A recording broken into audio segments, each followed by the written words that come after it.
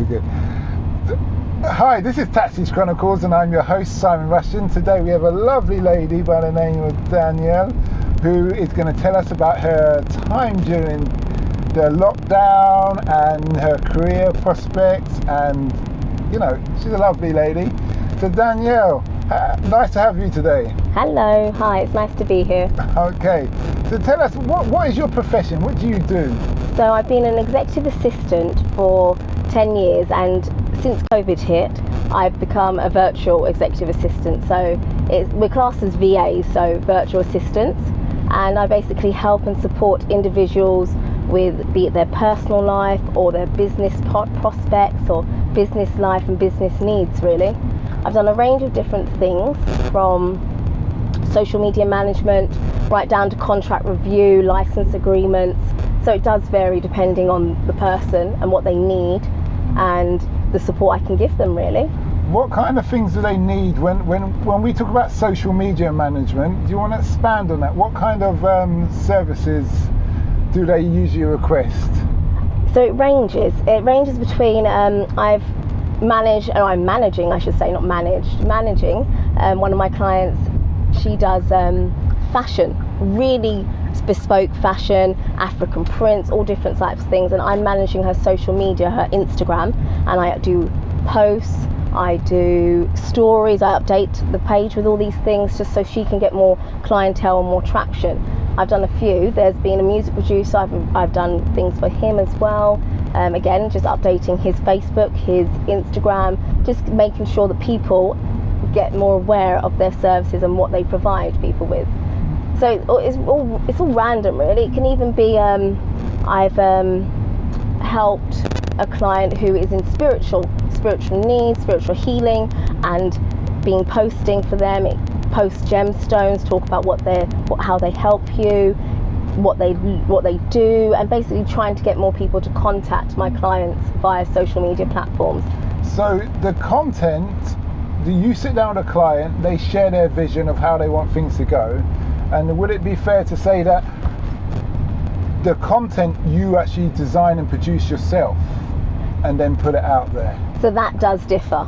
So clients can actually give me the content that they want, but normally what I do is I source the content, I provide it, I send them posts, I put something together and I send, I'm going to post this, are you happy with it? And over time it becomes a thing where it's second nature to me, so that I don't have to keep double checking with them. They just know that I'm confident enough to run with it because I know what their vision and what they want.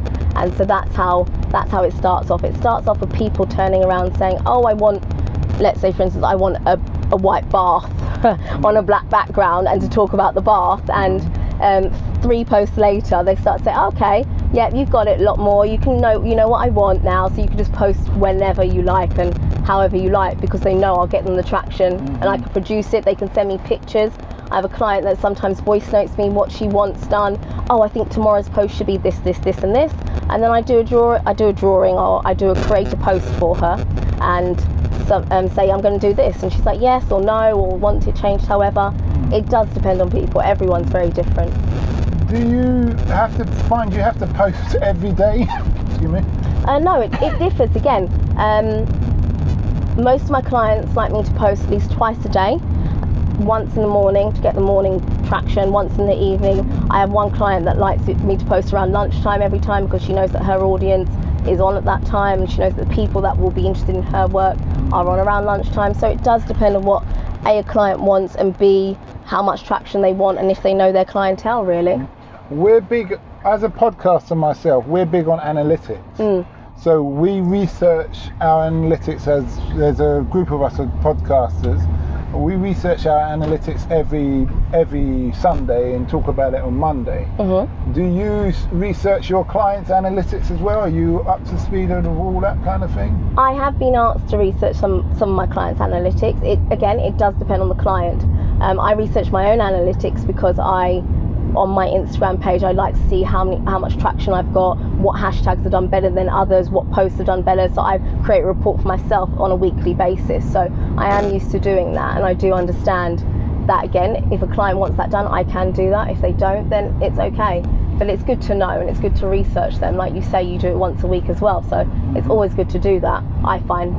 to get to know what traction you're getting and when you're getting it. You sound very confident in what you're doing, which is great. Would you say that this is something you wish you delved into full-time earlier? Yes, I do. Like I said to you, I've been an EA, mainly and predominantly in person for companies, but remotely some companies. Like there was a company I worked every Friday, worked from home. There's companies where I've even arranged a whole office move from being abroad, and so I have done remotely and worked in a company. But yes, I think I would have preferred or should have started doing this earlier in life. Then it would have been different. But I suppose lockdown was a door opener for me. It was an eye opener. It was a door opener. It was the type of thing where I got let go from my last job due to the fact that lockdown happened. They couldn't afford to have me, and I was completely on board with that. There's no point in having someone to manage an office and arrange meetings if A, you're not in the office, and B, there's no meetings and there's no travelling. So I completely understood. But yeah, no, I do wish I delved into this earlier on in life, really. If you were to advise, you've been doing this for some time, part-time, if you were looking at yourself, let's say 5 years ago when, let's say, you started, and knowing what you know now, what would you tell yourself? Good question. What would I tell myself?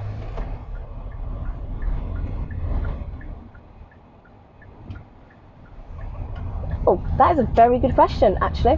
What would I tell myself? I would tell myself to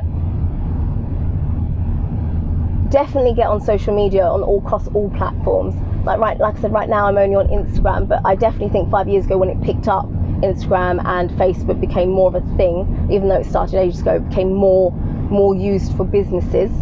I would definitely have said to jump on that sooner rather than later, because you reach thousands of people just by one post on Instagram, and those hashtags, you can reach many people. So I definitely would say hit all the social media platforms.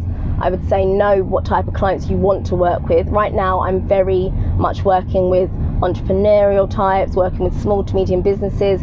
So if I'd started 5 years before, potentially I could have been working with middle-sized businesses, large corporations, because having a VA is so much more cheaper than having a full-on executive assistant or PA in your office.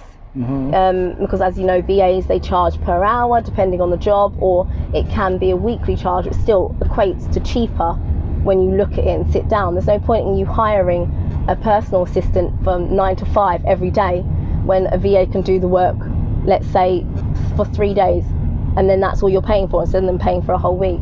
So I would have probably targeted being a different target level now, I would say. But yeah, that's all, I think. Okay.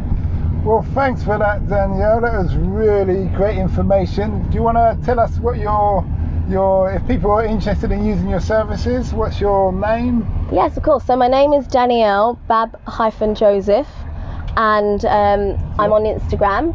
My Instagram name is Virtual Danielle, all one word, and Danielle is spelt D-A-N for November, I-E-L-L-E.